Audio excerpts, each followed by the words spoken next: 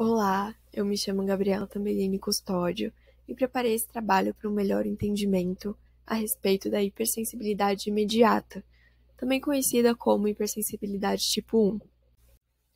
Em meados de 1950, pesquisadores começaram a demonstrar uma crescente preocupação em relação a reações imunológicas exageradas que estavam sendo observadas em pacientes em vários contextos clínicos. Alguns apresentavam reações alérgicas graves a substâncias inofensivas, como alimentos, medicamentos, pólen, picadas de inseto, pelos de animais, materiais ambientais ou até produtos químicos e higiênicos. Dito isso, foi definido clinicamente que uma resposta imunológica causada após a exposição a um antígeno, geralmente inofensivo, que não fosse controlada adequadamente, seria chamada de hipersensibilidade. O renomado imunologista Philip Gell foi um dos pioneiros desses estudos, analisando as reações imunológicas e as classificando em 4 tipos distintos. A hipersensibilidade tipo 1, que será agora abordada, recebe essa classificação, pois após a exposição ao antígeno, há uma rápida resposta imunológica. Em cerca de minutos em contato com o mesmo, já é possível observar as primeiras reações. Esses antígenos podem ser de diversas origens. Um exemplo deles se origina da própria fisiologia do indivíduo, que passa a ter reações imunológicas contra seus antígenos próprios, como proteínas, células e tecidos. Existem também reações contra alguns micro-organismos, com a presença de respostas após o contato de antígenos microbianos com o organismo do indivíduo. E outro tipo de reação também vista na população são as reações contra antígenos ambientais, as quais indivíduos acabam tendo uma resposta para substâncias ambientais comuns, como alimentos, pólen, produtos químicos e poeira. Mas afinal, o que causa essas reações?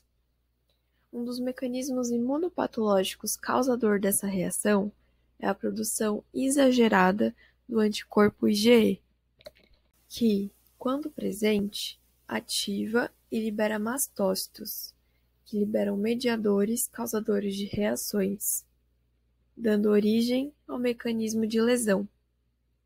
As células TH2 também são consideradas causadoras dessa reação, já que, quando ativadas, produzem um alto nível de interleucina 4, interleucina 5 e interleucina 13.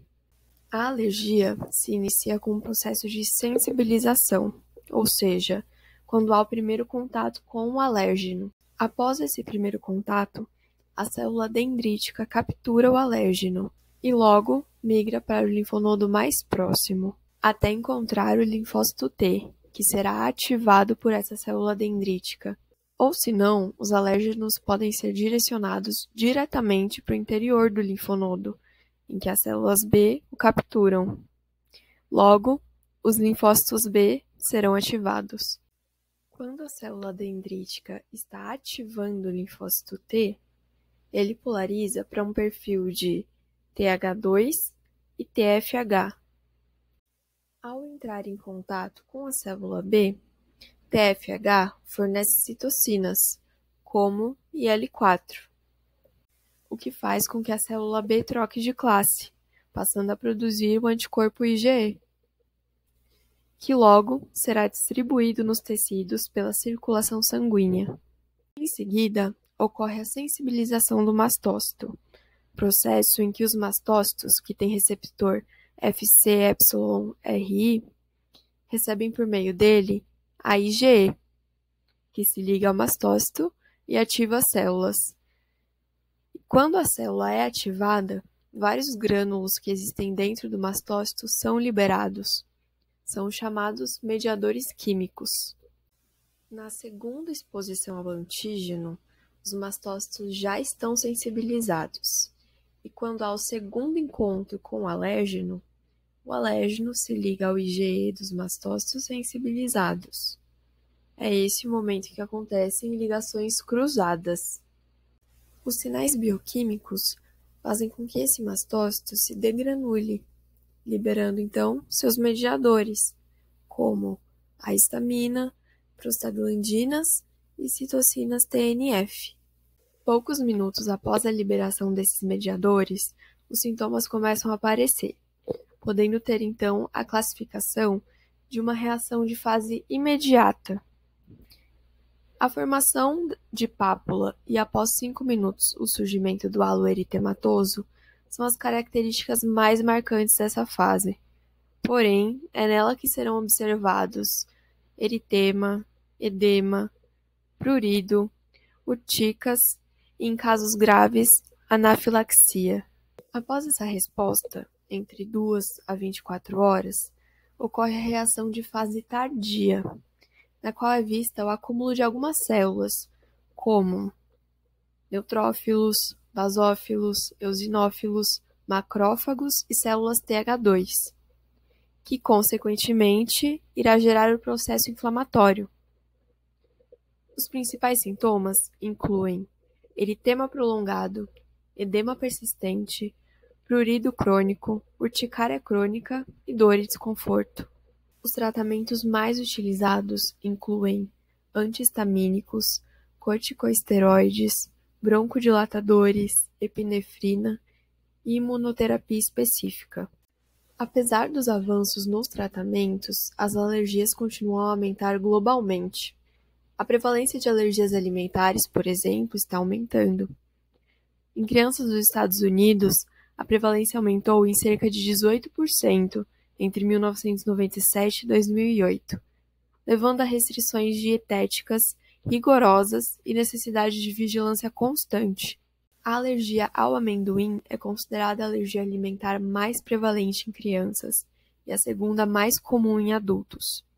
Essa condição resulta em uma variedade de sintomas, que vão desde coceira e inchaço até reações fatais. Tendo em vista essas informações, um estudo recente, publicado pela Universidade Johns Hopkins, revelou que o omalizumab, também conhecido como Xolair, um medicamento aprovado para tratar asma grave provocada por alergia, também pode reduzir as reações potencialmente fatais e alergias alimentares em crianças. O Xolair é um anticorpo monoclonal que atua bloqueando a ação da IgE. E esse bloqueio impede a produção excessiva de IgE quando o alérgeno entra em contato com o organismo da pessoa. E com menos IgE disponível para se ligar aos alérgenos, a gravidade da resposta alérgica é reduzida. Nesse estudo, cerca de 67% das pessoas que receberam o medicamento conseguiu ingerir 600 mg ou mais de proteína de amendoim, sem sintomas graves, enquanto apenas 7% do grupo do placebo conseguiu isso. O omalizumab, aprovado pela FDA dos Estados Unidos para tratar alergias alimentares, oferece esperança ao permitir maior tolerância a pequenos vestígios de alimentos alergênicos. Apesar do alto custo mensal, o medicamento pode ser acessível com programas de assistência. No entanto, mais pesquisas serão necessárias para identificar os melhores candidatos e a duração ideal do tratamento.